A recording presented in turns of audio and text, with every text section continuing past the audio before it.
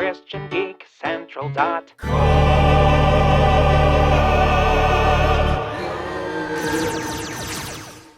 Hey, I'm Peter Franson from christiangeekcentral.com and Spirit Blade Productions. I wanted to highlight for you today a service called VidAngel at vidangel.com. This is something that apparently YouTube figured out that I would be interested in because I've been bombarded with ads for it lately. I wanted to tell you a little bit about it.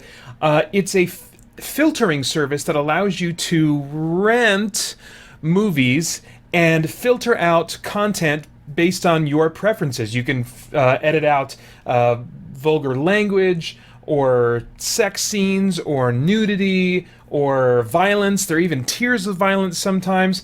I've understand from the website you can even edit it. You can filter out Jar Jar Binks if you want. So I mean, each movie has its own kind of custom filters, and you know the Jar Jar Binks thing I think is a real one. I didn't check, but most of them are about like potentially offensive content in movies and in TV shows as well. In one of the main promos for VidAngel, they reference Game of Thrones, and they kind of show a cartoon dad sitting down to watch Game of Thrones, and then seeing his son on the couch, and then activating some filters, you know, so that there wouldn't be a problem while he watches it. So I was really interested in this. Now, lots of believers are going to have kind of like different triggers and different things that might cause them to just kind of enter into sin mentally or otherwise as they're engaging in entertainment. For me, I don't have a problem with language. I don't have a problem with violence, but I have noticed that seeing nude women does bad things to my mind, and it just kind of disrupts some relational things mentally with me and my wife that I just figured out a long time ago. I don't want to do that. I don't want to have any of that potential for content to be messing with me and just bringing things into my mind that I don't want there. So I've avoided a movie like Ex Machina for a long time, but when I found out about this service, I was like, oh, so I could maybe give Ex Machina a try, because I usually, before I watch a movie or review it or whatever, I try to check and see if there's any information beyond the basic rating description that will tell me kind of blow by blow how much content is in the movie, and I specifically do that when I see, nudity listed in the small text beneath like an R rating. So a movie like Ex Machina, when I investigated, I was like, oh wow, yeah, this has way too much nudity. I don't want to mess with this. So I was kind of bummed, but I did a pass on that. But anyway, I found out about VidAngel, and I was like, okay, well, let's give this a shot, because this would be a chance to check out Ex Machina. So I rented Ex Machina. I watched the whole thing through. I put the filters on specifically for nudity. They did have some other filters that I decided to just kind of leave open because they were kind of ambiguous. Like one of them was immodest, like being immodest. And I was like, okay, well, that's not quite as clear and mechanical, black and white of a description. That's kind of up to the subjective feelings, I suppose, of the person that's creating these filters. So I just filtered out what is nudity. I felt like, okay, no matter who you are, you can probably agree on what nudity is pretty closely with other people. So I put the filters on there, watched the movie, and what's interesting is the filtering is pretty seamless. I was like, are they going to show me like a black screen or something, or what's going to happen?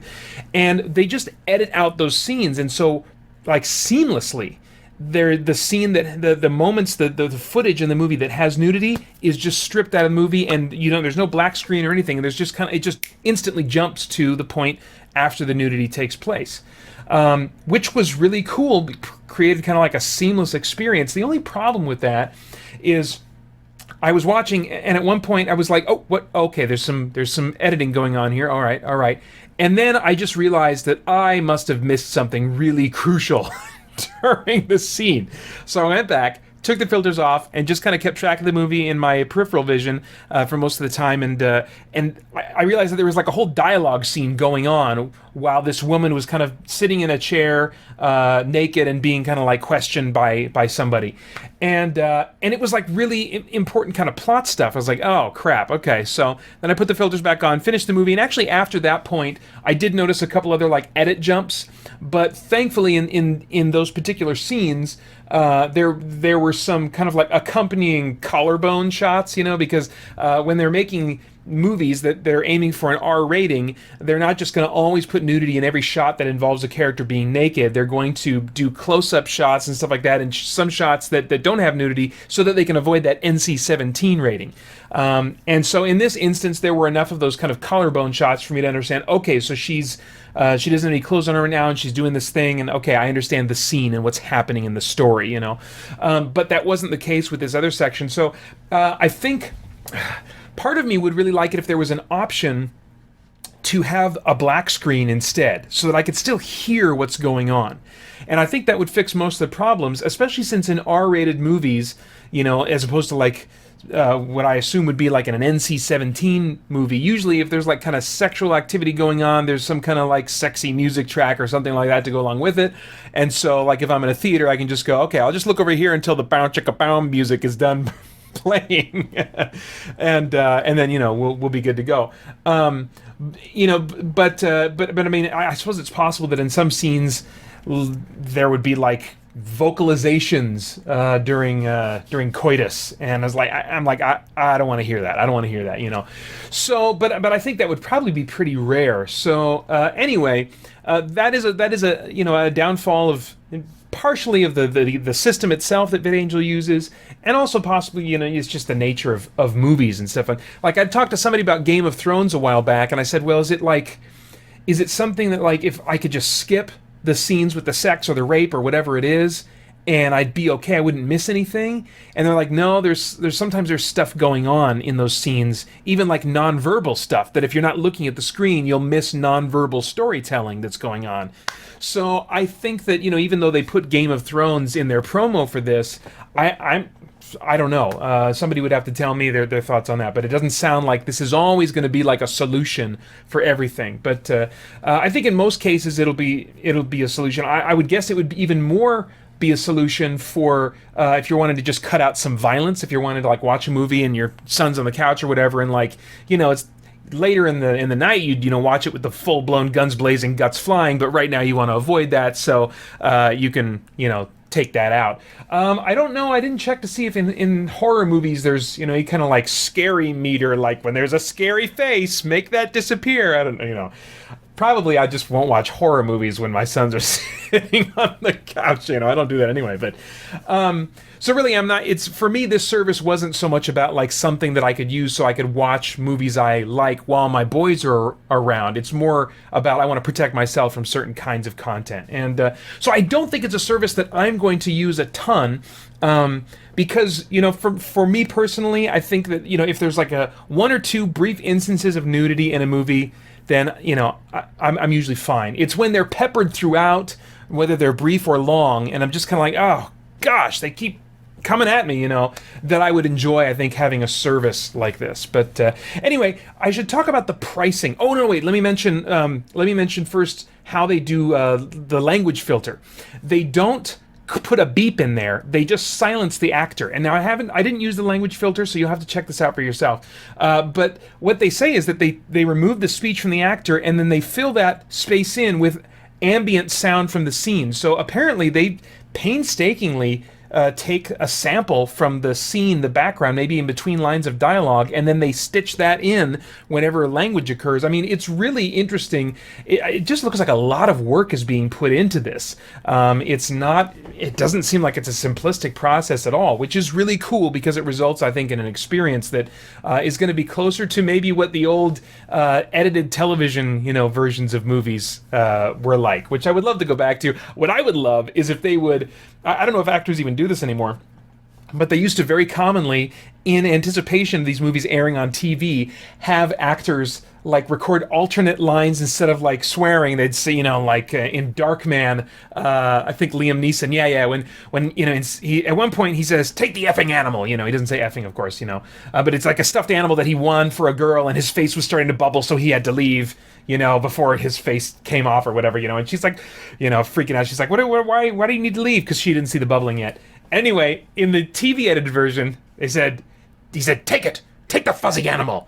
And that's like just a blast to watch edited movies and see what they come up with. I really wish that they would still keep recording those if they don't anymore. I don't know if they do or not, and make those options on Blu-rays like an alternate audio track. Just because it's. I mean, I don't mind the language, but it's just freaking funny to see how creative they try to get. So, so it'd be fun if they had something like that in here. But I would certainly take silence.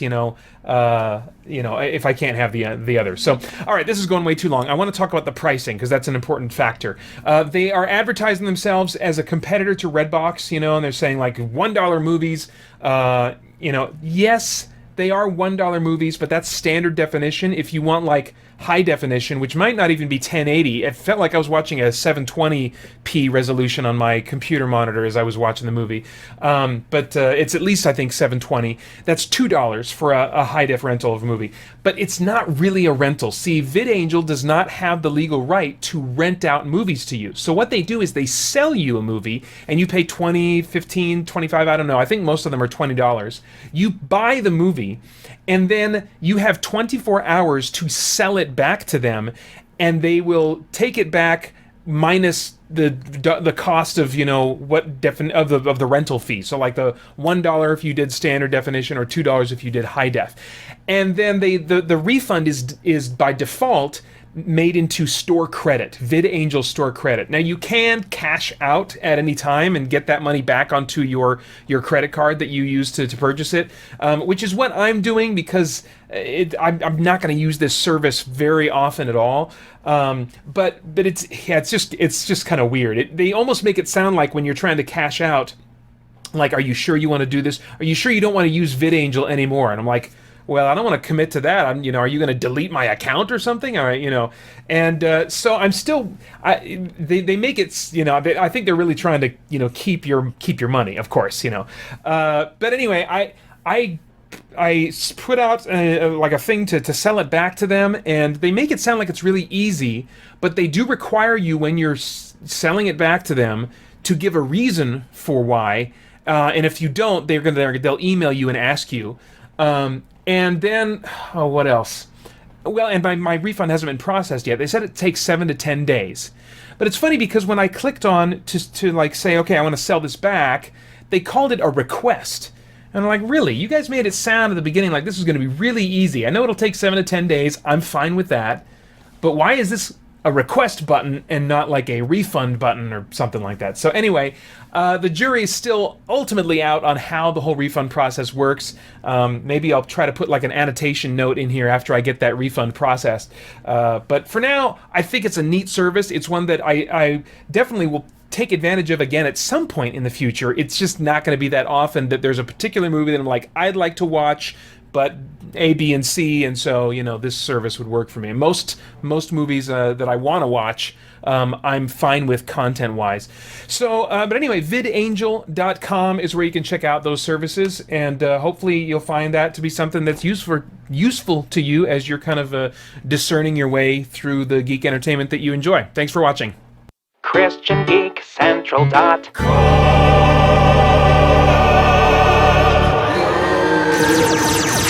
There's a link in the show notes if you want to